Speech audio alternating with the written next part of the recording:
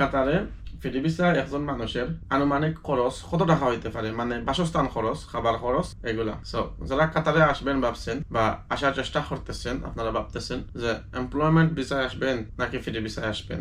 এখানে আমি employment visa বলতে বোঝাইছি আর কি, গড়ের ভিসা বা ডাইরেক্ট কোম্পানির ভিসা। আর ফ্রি ভিসা বলতে কোনো ভিসা হয় না, এটা সবাই জানেন, আপনিও জানি আমিও জানি। ওকে, সো যাই হোক, আমাদের টপিক হইলো আপনার ফ্রি ভিসায় আসলে আপনার এক মাসে খরচ কত হবে। ওকে, সো এই টপিকটা আমরা আলোচনা করবো এই ভিডিওতে। সো লেটস গো, যাওয়া যাক। সর্বপ্রথম আপনার বাসস্থান বা রুম। আমরা একটা রুম নিতে পারবো না একজন মানুষে, এটা মানে হবে না, আমাদের একটা সিট নিতে হবে। তো একটা সিটে আমাদের লাগবে বাংলাদেশের 8 থেকে 10,000 টাকা, বলতে 300 রিয়াল মিনিমাম, যেটা এটা 300 রিয়াল। তারপর আপনার খাবার বিল এরকম আপনার 250 থেকে 300 রিয়াল। 300 রিয়াল নর্মালি 300 রিয়াল, তবে তার থেকে একটু বেশি লাগতে পারে। ওকে, তারপর আপনার ফোন বিল ধরেন 100 রিয়াল নর্মালি।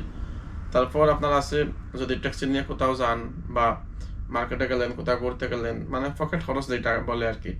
তো সবকিছু মিলাই ধরেন আপনার 1000 রিয়াল, এটা মনে হয় আপনার নিশ্চিত লাগবে। কম বেশি এটা আপনার চাহিদার উপরে, তবে মিনিমাম 800 থেকে 1000 রিয়াল লাগবে। এখন 1000 রিয়ালের থেকে যদি বেশি ভালো লাগে সেটা ব্যক্তিগত হিসাব। ওকে, এখন আপনি যদি অনেক কিছু কেনাকাটা করেন, কোথাও ঘুরতে যান, সেটা আপনার ব্যক্তিগত। ওকে, আশা করি তো বুঝতে পারছেন। আল্লাহ হাফেজ।